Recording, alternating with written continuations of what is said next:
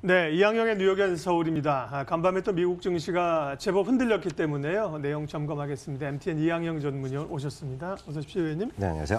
사실은 가치 투자자들의 말에 의하면 소음을 무시하려면 미중 무역 협상이 어찌됐든 간에 신경 딱 끄고 네. 좋은 기업만 보고 있어야 되는데 현실적으로는 그렇게 하기는 좀 어려워서요.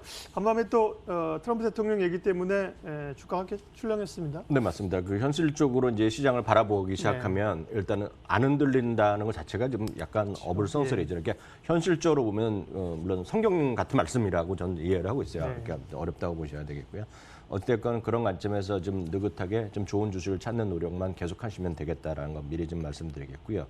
어제도 일단 트럼프 대통령이 이런 얘기한 거 아닙니까? 그러니까 오늘 새벽이 아니라 어제는 갑자기 이제 브라질이라든가 아르헨티나를 얘기했고요. 어저께 장 끝나고 나서 그러니까 어제 저희가 아침에 말씀드린 것은 프랑스에 대한 보복 관세 얘기했는데요.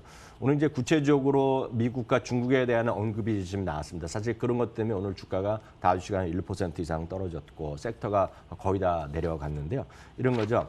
트럼프 대통령이 어떤 면에서는 그러니까 정확하게 우리가 해석할 필요가 있겠는데 어떤 면에서는 대통령 선거 이후에 미국과 중국의 협상을 합의하는 것도 괜찮다라고 이 얘기를 했습니다. 즉, 당장이 아니더라도 어떻게 생각해 보면 그렇게 하는 것도 나쁘지 않아. 이 정도의 표현이라고 보셔야 되겠고요.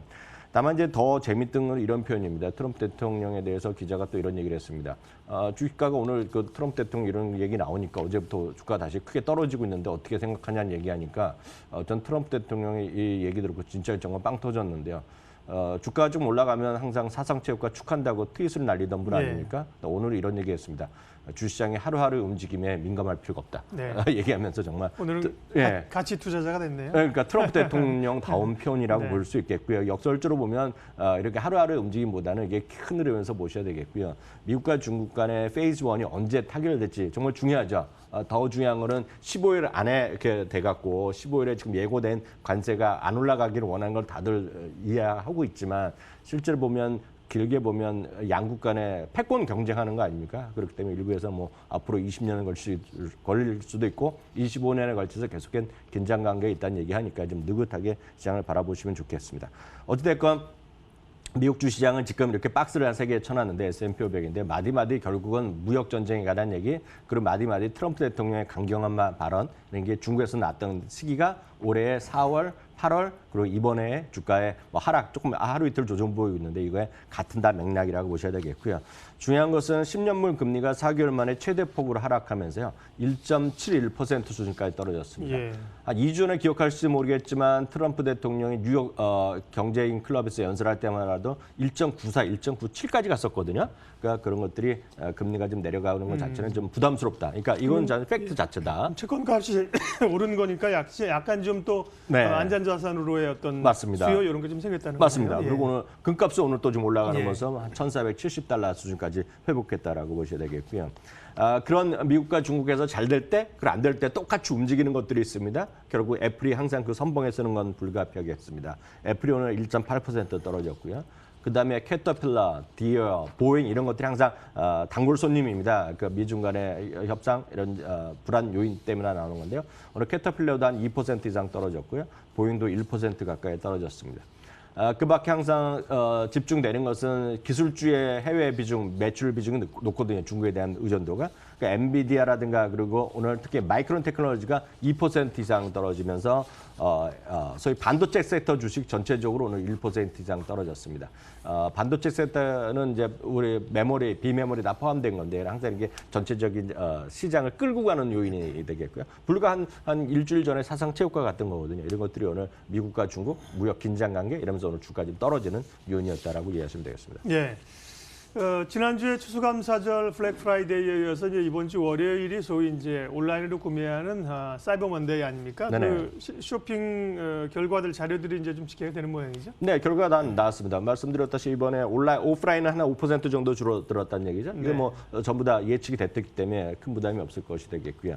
미국도 마찬가지죠. 결국 온라인이 빠른 속도로 늘어나고 있는데요.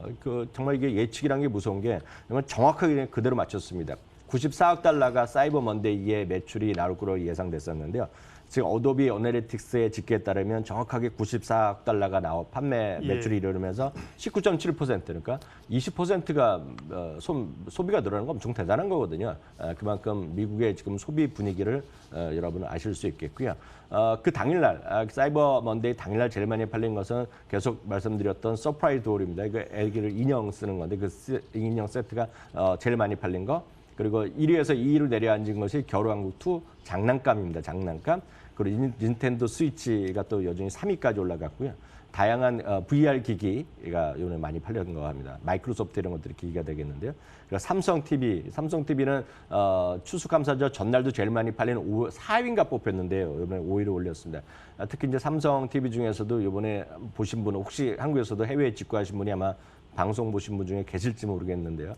이번에 삼성의 올레드 TV가 그 QLED라고 하나요? 그게 정말 상상을 초월한 그 디스카운트를 해서 판매했는데요.